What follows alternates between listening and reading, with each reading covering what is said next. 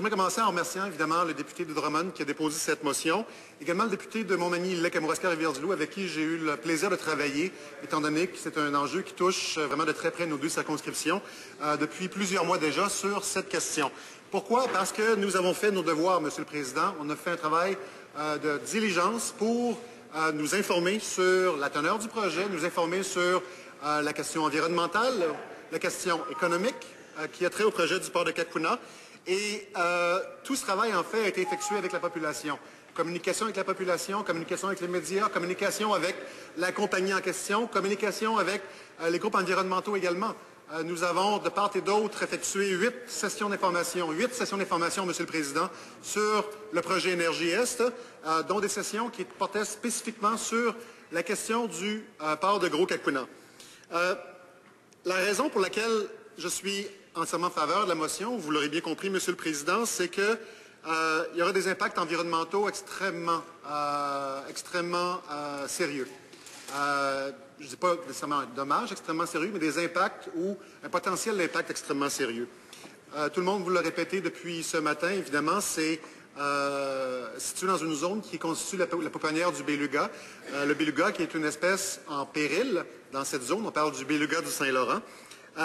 Et les travaux qui ont été effectués, en commençant par les levées sismiques, ont fait l'objet d'évaluations environnementales.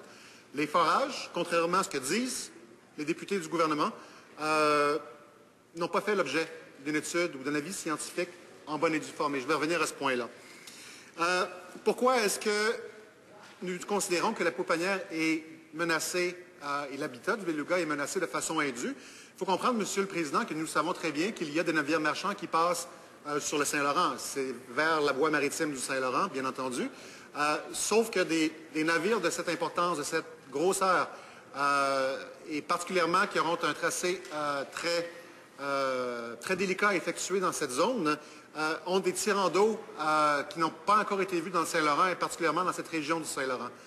On parle par exemple de l'Afromax qui a un tirant d'eau de 14 mètres, également du Suezmax qui a un tirant d'eau de 16 mètres. Alors déjà là, il y a un signal d'alarme du point de vue environnemental qui doit être tiré et qui a été tiré, Monsieur le Président, par plusieurs scientifiques qui sont spécialisés dans le domaine du beluga.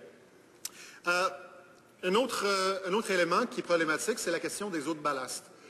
Évidemment, pour que de tels super pétroliers puissent entrer dans le Saint-Laurent, évidemment vides, puisqu'ils doivent se charger, ils doivent remplir leur coque avec des eaux de leur point de départ. Et ces eaux peuvent être, par exemple, de l'Asie du Sud-Est, c'est le part de ce coin-là, ou ça peut être également de l'océan Indien, on ne sait pas. Mais il reste que c'est des eaux de ballast qui servent à alourdir le navire afin de pouvoir naviguer d'une manière plus sécuritaire et qui, par la suite, décharger avant de pouvoir entrer à port. Évidemment, il y a des lois canadiennes qui forcent le déchargement avant d'entrer dans l'estuaire, le golfe du Saint-Laurent et l'estuaire par la suite. Mais pour des raisons économiques, les compagnies le font en continuant à naviguer et ne peuvent jamais entièrement se délester de ces eaux. Ce qui veut dire que, bon an, mal an, d'un total de 60 000 tonnes d'eau de ballast qui sont chargées à travers sur ce bateau, il en reste facilement 5 à 10 000 tonnes qui sont ensuite déchargées au port d'arrivée, avec les espèces invasives qu'elles peuvent contenir également. Et ça, on parle de plusieurs voyages par semaine, par mois et par année. Donc, c'est un effet cumulatif qui, effectivement, constitue un danger pour l'écosystème du Saint-Laurent. Je vais parler de la possibilité de déversement, non pas pour paraître alarmiste, parce que c'est une question sérieuse, mais même dans le cas de petits déversements ou de fuites, par exemple, les capacités d'intervention sont extrêmement limitées. Limitées par des facteurs qui ne sont pas humains autant que naturels. Entre autres, la force des courants de marée fait en sorte que le temps d'intervention pour une intervention efficace va demeurer extrêmement court. Et ça, c'est en période de beau temps, si vous voulez, en période estivale, en période automnale. En hiver, c'est encore pire. Plusieurs scientifiques et des spécialistes du Saint-Laurent ont estimé que la capacité d'intervention dans le cas d'un déversement ou d'une fuite dans le Saint-Laurent en hiver serait quasi impossible pour des raisons techniques. Alors, le port de Cacouna n'est pas le bon port à choisir pour l'exportation de bitume, du pétrole bitumineux. pour ces raisons. Les glaces prennent prise dans le Saint-Laurent assez tôt dans l'année et se terminent assez tard, évidemment, dans la nouvelle année. Donc, en ce sens-là, c'est un port qui est extrêmement risqué. Si on a fait opposition au projet de Northern Gateway, c'est également pour les risques environnementaux, mais de par la composition physique de la région qui était affectée. Et le même cas s'attache ou s'applique également pour nous dans ce cas-ci. On ne serait probablement pas ici, Monsieur le Président, si le gouvernement avait fait son travail en matière scientifique. J'ai entendu plusieurs débats dans cette Chambre qui parlent du musulman des scientifiques, mais également de la confusion que sème la ministre de Pêche et Océan, que sème le secrétaire parlementaire de Pêche et Océan, que sème les députés du gouvernement par rapport aux avis scientifiques. Ce qu'il faut comprendre, Monsieur le Président, et je l'ai mentionné tantôt, c'est que pour les levées sismiques qui ont été effectuées au printemps passé, des levées sismiques qui avaient effectivement un impact sur l'habitat du beluga, Pêche et Océan a fait son travail. A fait son travail en demandant à la direction des sciences de Pêche et Océan d'effectuer ou de produire un avis scientifique. Et ce qu'on a, Monsieur le Président, c'est un avis scientifique de 20 pages qui a été rédigé par 6 scientifiques spécialisés dans le beluga comme espèce en péril et spécialisés dans le Saint-Laurent.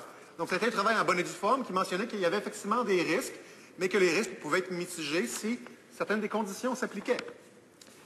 Maintenant, on est en période de forage, des forages qui ont été retardés en raison de l'émission du permis provincial qui a retardé.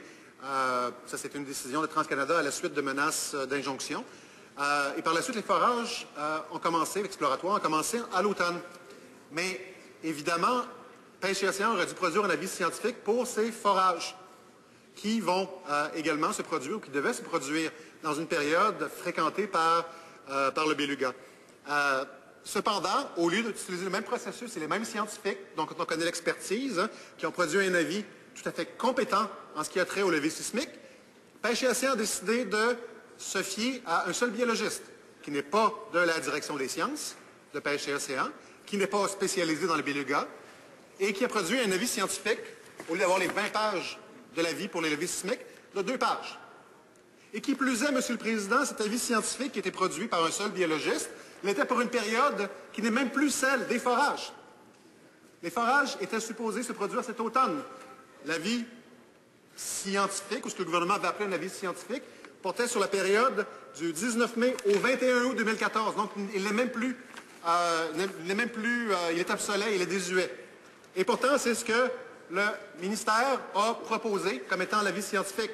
Et contrairement à ce que le gouvernement mentionne et ce que les différents députés répondent, soit dans leur discours ou dans leurs questions, la décision de la Cour supérieure quant à l'injonction à la demande du Centre québécois du droit de l'environnement était centrée sur ce refus du gouvernement de produire un vrai avis scientifique.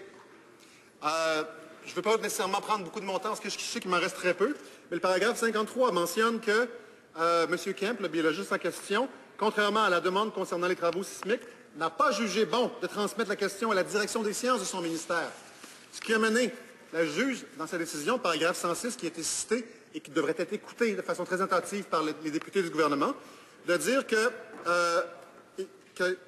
le fait que personne, ni TransCanada, ni la direction des sciences du ministère des Pêches et Océans ne répondent à leurs questions fort légitimes, à savoir est-ce que la réalisation des travaux aux dates proposées par le promoteur risque de causer un dérangement important ou d'avoir des impacts significatifs sur les mammifères marins. Cette question n'a pas été répondue par Pêche et Océan.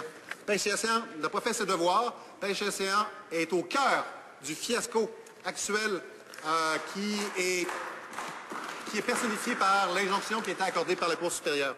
J'aimerais terminer, Monsieur le Président, en mentionnant qu'évidemment, nous serons en faveur de cette motion. Dans la question